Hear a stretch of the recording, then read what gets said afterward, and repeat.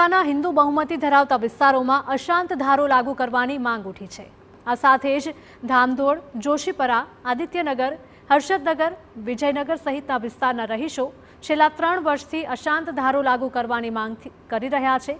વારંવાર રજૂઆતો છતાં કોઈ નિરાકરણ ન આવતા હવે સ્થાનિકોએ ઉગ્ર આંદોલન કરવાની ચીમકી ઉચ્ચારી છે। એસપી સાહેબને તો એને અરજી દીધેલી જ છે અમે, પણ જેમ પણ એમ જલ્દી એમનો અશાંત ધારો લાગુ પડે એવી અમારી માંગ છે। તો સરકારને ખાસ નિવેદન છે કે અમારું આટલી અરજી સાંભળી, શ્રાવણ મહિનો છે એમાં શ્રાવણ મહિનામાં જ સોમનાથ દાદા કરે અને અમારે આ સારા સમાચાર દે એવી સરકાર જોડે અમારી માંગ છે। તકલીફ આમાં એક તો વધારે લવ જહાજનું વધારે છે, અમને બીક તો હોય ને, અમારી જવાન દીકરીઓ છે, એના માટે અમારે શું કરવું, કોણ પગલાં લેશે એ બધા।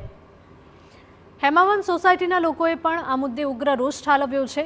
સોસાયટીના રહીશોનો આક્ષેપ છે કે હિન્દુ ધર્મના તહેવારો દરમિયાન વિધર્મી લોકો તેમને ખૂબ હેરાન કરે છે। આ વિસ્તારોમાં વિધર્મીઓ આવીને મકાનોની ખરીદી કરી અન્ય હિન્દુ લોકોને મકાન વેચવા મજબૂર કરવામાં આવે છે। આ બાબતે કલેક્ટર, મામલતદાર અને કોર્પોરેટરને પણ રજૂઆતો કરવામાં આવી છે। સ્થાનિકોની માંગ છે કે વહેલામાં વહેલી તકે અશાંત ધારો લાગુ કરવામાં આવે।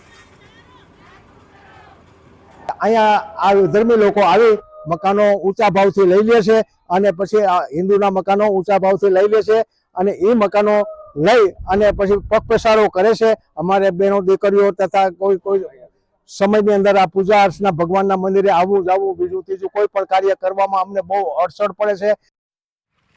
અશાંત ધારા મુદ્દે મનપાની સ્ટેન્ડિંગ કમિટીના પૂર્વ ચેરમેને પણ અગાઉ રજૂઆતો કરી હતી, પરંતુ હજુ સુધી અશાંત ધારો લાગુ કરાયો નથી।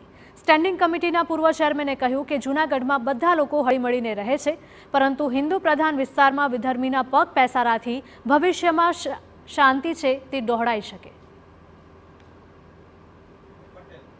આજે દરેક સમાજના વ્યક્તિઓ સારી રીતે અહીં જીવે છે, સારી રીતે રહે છે, પરંતુ એકબીજાની ખાણીપીણીના હિસાબે જ્યારે વિસ્તારની અંદરથી જે હિન્દુ વસાહત છે ત્યાં કોઈ મુસ્લિમ સમાજના વ્યક્તિઓ મકાન ધારક મકાન લે છે ત્યારે જે એના ખાણીપીણીના હિસાબે હિન્દુઓને મકાન વેચીને જવું પડે છે। વિધર્મીઓ દ્વારા મકાન ખરીદી કરી અને પ્રોપર્ટી જેહાદ ચલાવી રહ્યા છે। એટલે વિસ્તારમાં એક મકાન ખરીદે, બાકીના મકાનો હિન્દુઓ સસ્તા ભાવે વેચી અને ત્યાંથી ખાલી કરી અને બીજા વિસ્તારમાં જતા રહે છે।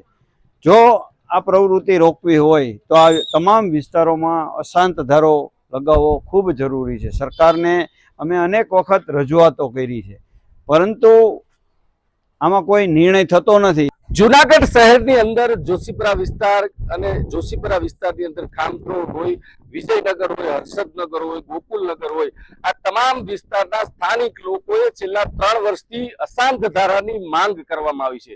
જ્યારે વાત કરવામાં આવે તો આ વિજયનગરની મહિલાઓ જે એકઠી થયું છે, ગઈકાલે જ્યારે કલેક્ટરને આવેદનપત્ર આપવામાં આવ્યું।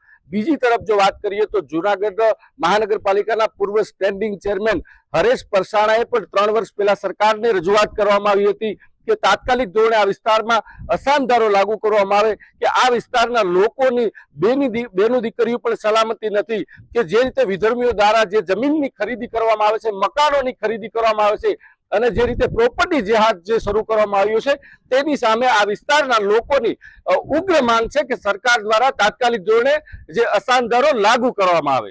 વિજયસિંહ પરમાર, TV9 જૂનાગઢ।